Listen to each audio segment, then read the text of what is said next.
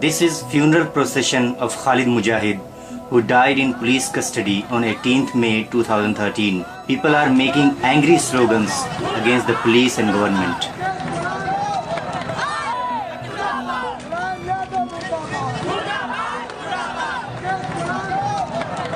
Mujahid is the second Muslim youth in 1 year to be killed in judicial custody even before conviction. In June 2012, Qatil Siddiqui was killed in Pune jail in Maharashtra state. He was not even charge sheeted.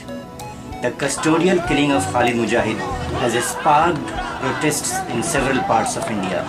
Mujahid had been in jail since December 2007. On 18th May 2013, he was taken from Lucknow jail to Faizabad in police custody for a court hearing. His counsel, who met him at Faizabad court, says he was healthy and fit, had no signs of sickness. But on return way to Lucknow jail, he fell ill in police van and died mysteriously at Barabanki hospital. 18 मई 2013 को फैज़ाबाद कचहरी में उनका मुकदमा कर लिया था जिस दिन का ये कत्ल हुआ। बोर्ड में जब पेश किए गए थे तो बिल्कुल ठीक थे, किसी तरह से इनको कोई तकलीफ नहीं थी। बात भी हुई हमारी, कोई तकलीफ नहीं बताया था और हाल चाल पूछने का फर्क भी बताया था, बिल्कुल ठीक है, देखने में भी ठीक है। 3:20 बजे तक तो है हमारी बात होती रही है उनसे, सिर्फ मुझसे नहीं, जितने उनके वकील थे, मैं था, जमाल अहमद साहब थे, अबू हाशिम थे, तीनों से बात होती रही और बिल्कुल ठीक थी। Within minutes of his death, police and government said he died natural death, then said he died of heat stroke, and once again, changing their stand, they said he died of heart attack. But Mujahid's body had clear marks to show he did not die a natural death. Mujahid's uncle says he was killed by police.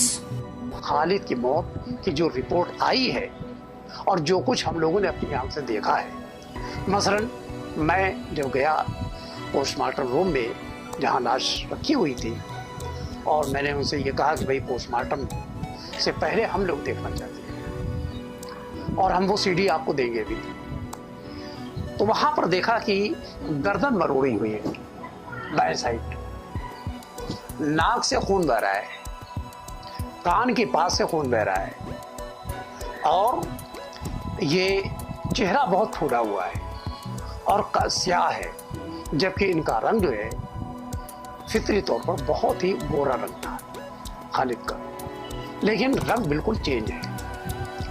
और नीचे जब उतारा गया तो देख क्या रहे हैं कि शर्ट पहने हुए हैं और लोअर पहने हुए हैं। अब जाहिर है कि लोअर पहन करके कोर्ट में आदमी नहीं जा सकता।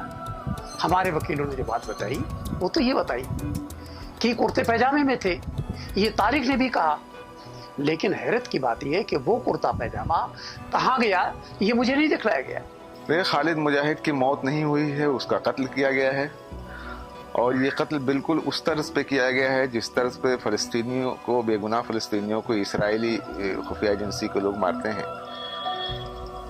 उनके बदन पे ऐसे निशानात हैं जिनसे साफ जाहिर होता है कि उनको जहर दिया गया है।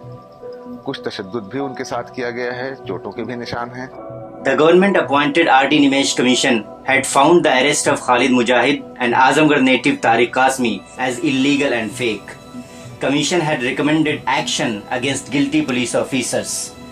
Family and rights groups were demanding release of the two youths. Khalid Mujahid was kidnapped by a team of plainclothes sleuths of a special task force of Uttar Pradesh on 16th December 2007. 16 दिसंबर 7 को खालिद मुजाहिद बाजार गए हुए थे और शाम को 6 साढ़े 6 बजे के दरमियान यहाँ बाजार से उठा लिया गया।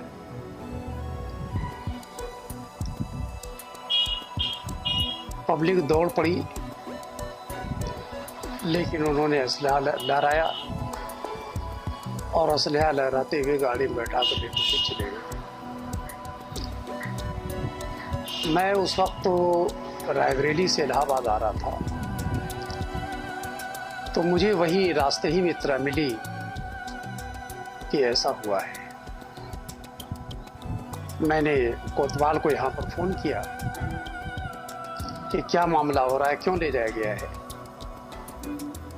तो उसने कहा कि मैं यहाँ पर मौजूद नहीं हूँ, उसको कस्दन यहाँ से हटाया गया था, जैसा बाद में अंदाज़ा लगा। वो मुसलमान कोतवाल था। तो जैसे ही मुझे मालूम हुआ वैसे ही यहाँ पर FIR दर्ज कराने की कोशिश हुई, लेकिन इन्होंने FIR दर्ज नहीं किया। अलबत्ता रात ही रात मैंने ह्यूमन राइट्स कमीशन और इसी तरीके से बहुत सारे लोगों को हमने फैक्स को दिया, क्योंकि काफ़ी रात हो चुकी थी। जहाँ जहाँ मिल सकता था फैक्स करने का मौका वहाँ किया मैंने, और सुबह मैं यहाँ पर आ गया। तो अक़लियती कमीशन को भी उसी वक्त भेज चुका था। Tariq Kasmi was picked in similar way on 12th December 2007 in Azamgarh. Post से 11:15 बजे के लगभग अपनी दुकान से निकले और चेक पोस्ट पे टेलीफोन पे किसी से बात किया, उसके बाद जाने लगे। तो थोड़ी दूर मोहम्मदपुर गांव के सामने रोड पे टाटा सुमो पे सवार आए और उन्होंने कहा कि हकीम साहब रुक जाए, हमारे चचा को देख लें। एक दिन पहले वही लोग आकर के इनसे दुकान पे ही बात किए थे कि हमारे चचा बीमार रहते हैं, आपका समय क्या है। तो उन्होंने कहा कि मैं 12 बजे तक दवाखाने पे रहता हूँ। तो वो लोग दूसरे दिन आए, जब यहाँ नहीं पाए तो फिर 2 बार इनके मोबाइल पे फ़ोन किया। तो जब वो नंबर इन्होंने देखा मोबाइल, तो ये लोग पीछे गाड़ी से ही थे, आगे वो मोटरसाइकिल से थे और पीछे से ये लोग थे। तो इन लोगों ने कहा कि बस यही है, साइड में गाड़ी लगवाया और कहा कि हमारे चचा को देख लीजिए। तब तक 4-5 लोग निकले उसमें से, अच्छे सेहतमंद तंदुरुस्त लोग, और उनको ज़बरदस्ती उठा के गाड़ी में डालने लगे। बल्कि कुछ औरतें वहाँ थीं, उन्होंने कहा कि अरे जो है क्या कर रहे हैं, तो कहा कि घर से गुस्सा होके जा रहे हैं, इसलिए इनको घर वापस ले जा रहे हैं। फिर यहाँ से इनको लेकर के बंद करके गाड़ी में फरिया होते हुए और लेकर के बनारस चले गए। People protested in Azamgarh and Jaunpur against the illegal pickings.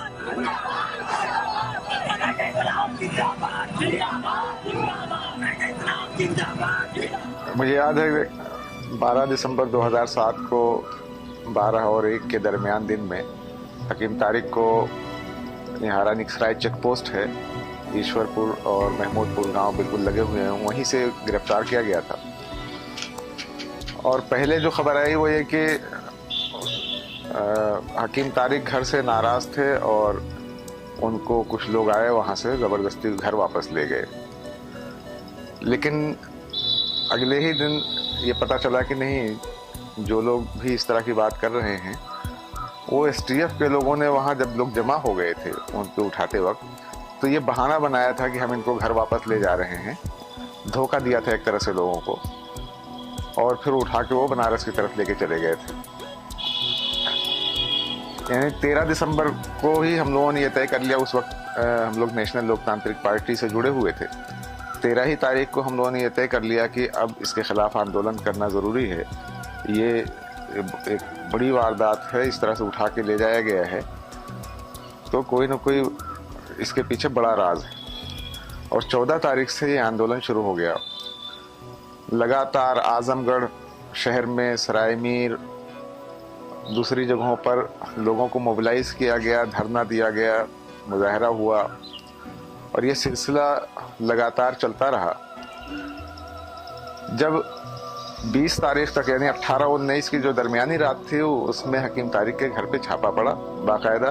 उनकी किताबें, मोबाइल, ये सारी चीज़ें उठा के ले गए और सारे कागजात पे दस्तखत करवाए उनके घर। तो उस दिन ये बिल्कुल साफ हो गया कि ये STF के लोग उठा के ले गए हैं। हालांकि शुबहा तो पहले ही से था, लेकिन उस दिन बिल्कुल वाज़ेह हो गया। और ये था कि अब तक उनको अरेस्ट दिखाया नहीं है, तो कहीं किसी फर्जी मुठभेड़ में मार न डालें।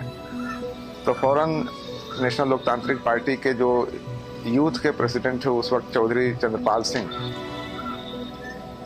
उन्होंने कहा कि मैं आत्मदाह की नोटिस देता हूं सरकार को कि अगर सरकार 22 दिसंबर 2007 तक इन दोनों को, हकीम तारिक और खालिद मुजाहिद को बरामद नहीं करती है तो मैं उसी जगह आत्मदाह कर लूंगा जिस जगह से हकीम तारिक को उठाया गया है। मैं नेशनल लोकतांत्रिक पार्टी युवा प्रदेश अध्यक्ष की हैसियत से मैंने लेटर लिखा था कि मौलाना तारिक कासमी 12 दिसंबर से गायब हैं और मौलाना खालिद मुजाहिद 16 दिसंबर से गायब हैं। इसलिए यहाँ के आजमगढ़ की पुलिस और जौनपुर की पुलिस से मैं परेशान हूँ, क्योंकि 2 बेगुनाह आलिम गायब हैं। इसलिए पुलिस ढूंढने में उन्हें नाकाम रही है। तो मैं 22 दिसंबर तक अगर मौलाना तारिक कासमी और खालिद मुजाहिद को अगर पुलिस कहीं से ढूंढकर पेश नहीं करती है तो मैं 23 दिसंबर को कोटला मस्जिद के पास अपने ऊपर पेट्रोल छिड़क कर आग लगा लूँगा, आत्मदाह कर लूँगा। इसका मैंने ऐलान किया था राज्यपाल, राष्ट्रपति, मुख्यमंत्री, प्रधानमंत्री, सबको मैंने लेटर फैक्स किए थे। Police were forced to produce them, but with a concocted story. Police claimed to have arrested them with arms and ammunition at Barabanki railway station on 22nd December 2007. इन लोगों की गिरफ्तारी दिखाई गई है 22 दिसंबर 2007 को सुबह रेलवे स्टेशन के पास से। उस समय इनके पास एसटीएफ ने डिकोनेटर, जिलेटिन राड और आरडीएक्स की बरामदगी दिखाई। First during 10-day illegal detention and then during police remands, Khalid Mujahid as well as Tariq Kasmi were exposed to brutal, inhuman torture. इसका टॉर्चर सुन करके तो आपके रोंगटे खड़े हो जाना चाहिए। छोटे टॉर्चर जो होते हैं, सर के ऊपर बड़े पावर का बल्ब लगा देना, ब्लास्ट कर देना, और जब नींद आए तो पानी मारना मुंह पर, नाक से पानी डालना, पानी पिलाना नाक से, शराब पिलाना, पेशाब पिलाना और लटका करके उल्टा के पाँव के तलवों के ऊपर डंडे से मारना, ये बहुत ही मामूली चीज़ें हैं। जो सामाजिक रूप से बहुत ही गंदी बात है वो ये है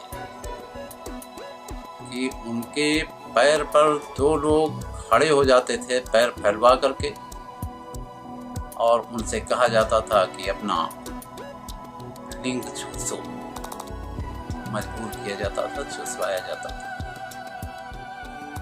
ये भी किया गया है कि लिंग में तागा बांध करके दूसरे सिरे पर ईंट बांध दिया जाता था और फिर कहा जाता था कि खड़े हो जाओ।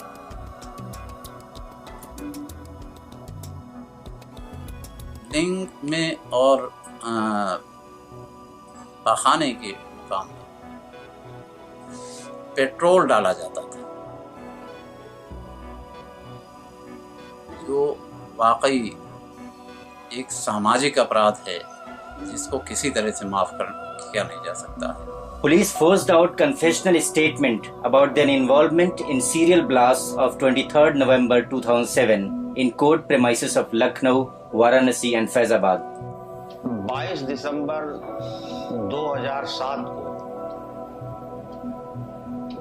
बाराबंकी रेलवे स्टेशन पे ऑर्डियस डिटोनेटर के साथ जो है वो तारिक कासमी और खालिद मुजाहिद को गिरफ्तार करती है कि इनके पास से ये सब बरामद हुआ और मोबाइल्स वगैरह बरामद हुआ, और उनके ही स्टेटमेंट पे उनको इस मुकदमे में मुलजिम बनाया। लखनऊ में भी चूंकि कचहरी में उसी दिन ब्लास्ट हुआ था, लखनऊ में भी इनको मुलजिम बनाया, तारिक कासमी और खालिद मुजाहिद को। तो इस तरह से तारिक कासमी और खालिद मुजाहिद के ऊपर 3 मुकदमे हुए, एक लखनऊ के ब्लास्ट का, एक फैजाबाद के ब्लास्ट का और आरडीएस की बरामदगी का कोतवाली बाराबंकी का, यानी 3 मुकदमे का ट्रायल ये फेस कर रहे थे। प्रोसिक्यूशन ये समझती है कि वो केस साबित नहीं कर पा रही है और एक गवाही पेश करने में 1 साल लग गया है। गवाह नहीं ला करके ये लोग पेश करते थे। From the day one, families of Khalid Mujahid and Tariq Qasmi were not allowed by right-wing lawyers to hire lawyers to defend their sons. The defense lawyers of Mujahid and Qasmi were beaten up several times. शुरू में वकीलों ने जिस तरह का माहौल UP में बनाया था, कोई शख्स भी मुकदमा लेने के लिए तैयार नहीं था, डर की वजह से। लेकिन सबसे पहले शोएब साहब आए सामने, और लखनऊ, बाराबंकी और फैजाबाद, इन तीनों जगहों पर मार खाने के बावजूद वो हमारे साथ खड़े रहे। फैजाबाद में 7 जून को मैंने पावर फाइल किया 15-20 लायर के साथ जो बाहर के आए हुए थे। तो 16 जून को 13 या 14 जून को 2008 को करीब 150 अधिवक्ताओं के साथ मंसूर इलाही उस समय सेक्रेटरी और संजीव दुबे मेरे तख्ते को घेर लिया, मेरी सीट को, मेरा तख्ता और कुर्सी उठा ले गए और मुझको डिसपजेस कर दिया गया। पहली घटना ये किया इन्होंने। दोबारा घटना जब ये हुआ कि 20 तारीख को खालिद मुजाहिद की मौत के बाद एक जबरदस्त मुसलमानों का रोष था, उसमें हिंदू भी शामिल थे। एक शांतिपूर्ण ढंग से मार्च निकला, कमिश्नर के कार्यालय तक गया और हम लोगों ने ज्ञापन दिया। उसमें कुछ लोगों ने, चूंकि बार एसोसिएशन के उन कम्युनल एलिमेंट्स ने, वो चाहे डॉक्टर इरफान पकड़ के जब आए तो उनको उनके पुलिस कस्टडी में मारा गया। जब तारिक कासमी वगैरह आए सीजीएम की अदालत में तो उनको मारा गया। तो जनता में एक रोष था और जनता ने बार एसोसिएशन फैजाबाद के खिलाफ मुर्दाबाद के नारा लगाए। उसको इन लोगों ने बुरा माना और आनन फानन में 21 तारीख को मीटिंग करके और हमारा तख्ता और कुर्सी तोड़ दिया, उठा ले गए। नदीम सिद्दीकी का तख्ता उठा ले गए और शकीलुर रहमान का तख्ता उठा ले गए और सलीम को डीआईजी के सामने ही, ऑफिस के सामने इनके हुजूम ने उनको बहुत मारा, उनको चोटें आई, हॉस्पिटलाइज भी हो। और हम तीनों को भी ये खोज रहे थे। इत्तेफाक है कि हम तीनों मिले नहीं तो हम लोगों को तो जान से ही मार डालती है, क्योंकि सबसे ज्यादा इनके टारगेट में मैं ही हूं, क्योंकि मैं बड़ी मजबूती के साथ खालिद मुजाहिद, तारिक कासमी और इनका चारों का मुकदमा लड़ रहा हूं। On 20th May 2013 also, the counsels of Mujahid were beaten by right-wing lawyers in Faizabad for participating in a protest march against the custodial death of Mujahid. एक प्रस्ताव आया जिसकी कापी हम लोगों को नहीं दी गई, हमको दी गई, न नदीम को दी गई, न शकील को दी गई, कोई इन्फॉर्मेशन नहीं दी गई और बिना इन्फॉर्मेशन के कोई मीटिंग बुला ली गई और उसमें मीटिंग ख़त्म होने के बाद ही हम लोगों का तख्ता तोड़ दिया गया, बेंच तोड़ दी गई और हम लोग सब लोग जान बचा की तरफ आ गए। हम सड़क पे आ गए थे तो कमिश्नरी और डीआईजी के पास जो है इसी तरह ये लोग सामने पड़ गए, उन्होंने मारा पीटा और काफ़ी चोटें आई। आज भी मतलब 9-10 दिन हो गए, चक्कर बराबर आ रहा है। गाँव तो ठीक हो गया किसी तरह से, लेकिन चक्कर अभी बराबर आ रहा है। In last 10 years, hundreds of Muslim youths have been picked in the name of terror probes in India. While members of Hindu hardline groups have been found involved in terror blasts at Maligaon, Mecca Masjid of Hyderabad, Samjhota Express and Ajmer Dargah, police and intelligence agencies have continued minority witch hunt. Not only Muslim community, secular Hindus also say terror probes have not been fair in India. ये जो आतंकवाद से संबंधित ये जो मसला है, इसमें पुलिस की भूमिका जो अब तक सामने आई है वो निष्पक्ष नहीं आई है और पुलिस के रोल में एक सांप्रदायिक झुकाव जो है वो स्पष्ट दिखाई देता है, क्योंकि अब तक जो और मामलों की इन्वेस्टिगेशन हुई है उसमें ये देखने में आया है कि पुलिस ने गलत लोगों को पकड़ा और एक कम्युनिटी के लोगों को ही पकड़ा और उन्हें जेल में ठूंस दिया। और बाद में जब जांच हुई, मामले खुले, तो उसमें ये पाया गया कि ये जिनको पुलिस ने शुरू में गिरफ्तार करके जेल में डाला था और उनकी जो कन्फेशंस हैं वो उनको आधार बनाकर जिनको उनका आरोपी बनाया था, उन मामलों में बिल्कुल दूसरे संगठन और दूसरे लोग जो है वो प्रकाश में आए और सारे तथ्यों से, सारे साक्ष्यों से वो उसके लिए दोषी पाए गए। और हाल में जिसमें नेशनल इन्वेस्टिगेशन एजेंसी ने जिन 6 मामलों में आरोप पत्र दाखिल किया है, उसमें शुरू में सारे मुसलमान लड़कों को ही पकड़ा गया था। तो ये दर्शाता है कि पुलिस का ऐसा एक माइंडसेट है जो कि एक वर्ग विशेष के लोगों को इस प्रकार की घटनाओं के लिए दोषी मानकर चलता है। देखिए, इसके लिए एक तो ये है कि पुलिस के संगठन को अगर आप देखें, उसके अंदर जो मेजॉरिटी है वो एक बड़ी मेजॉरिटी है जो हिंदू मेजॉरिटी है ये जो है। तो अच्छा, ये बात सही है कि जिस संगठन की जैसी संरचना होती है, उसका कंस्ट्रक्शन होता है, उसकी कंपोजिशन का जो प्रभाव है उसकी कार्यप्रणाली पर पड़ता है। अब जो हमारे जो पुलिस संगठन है या जांच एजेंसियां हैं या इवन जो इंटेलिजेंस एजेंसियां हैं, उनके अंदर जो बहुतायत है, जो मेजॉरिटी है, वो एक खास तबके की है। तो उस फैक्टर के कारण जो है उसका जो व्यवहार है वो निष्पक्ष नहीं रहता और उसमें स्पष्ट एक कम्युनल बायस जिसको कहते हैं, सांप्रदायिक रुझान जो है वो दिखाई देता है। एक ये बड़ा कारण है।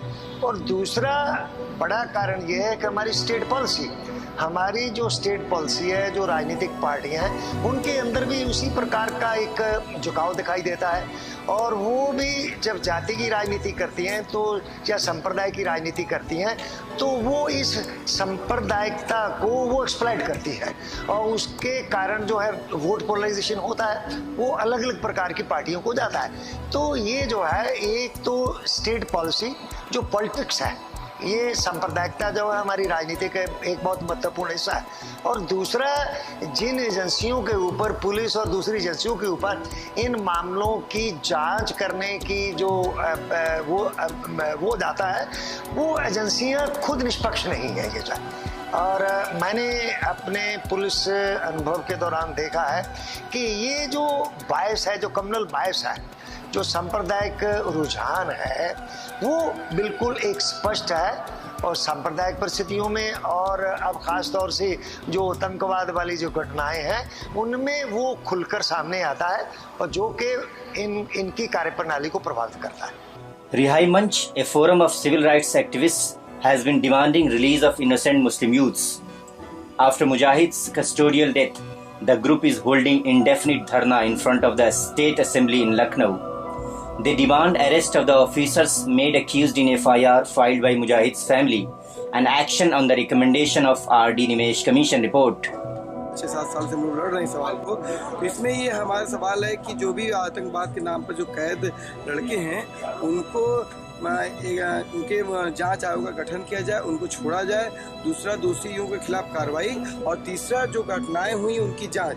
क्योंकि बेसिकली अगर जो मेन कल्प्रिट्स नहीं पकड़े जाएंगे तो आतंकवाद का हम हिंदुस्तान से सफाया नहीं कर सकते। गवर्नमेंट ने जो कमीशन बैठाया है, वो मायावती गवर्नमेंट ने जो कमीशन बैठाया था, उस समय देखिए ये पूरा सवाल हम इसी पे बात करते हैं। आतंकवाद का सवाल एक राजनीतिक सवाल है, लॉ एंड ऑर्डर का सवाल नहीं है, पॉलिसी मेकिंग का सवाल है। Even 2 weeks after the custodial death of Khalid Mujahid, the state government of Uttar Pradesh has not taken action against the accused police officers. Even 9 months after the submission of R.D. Nimesh Commission report, Chief Minister Akhilesh Yadav has not acted on its recommendations. This is not just the issue of Khalid Mujahid or Uttar Pradesh. Religious minorities across India are feeling insecure. Whether it is Kandhamal of Christian killings or Gujarat pogrom of Muslim massacres, Batla House encounter of Delhi or custodial killing of Khalid Mujahid in Uttar Pradesh, victim minorities have not got justice. Will they ever get? It is a question for world's largest democracy, India, to answer.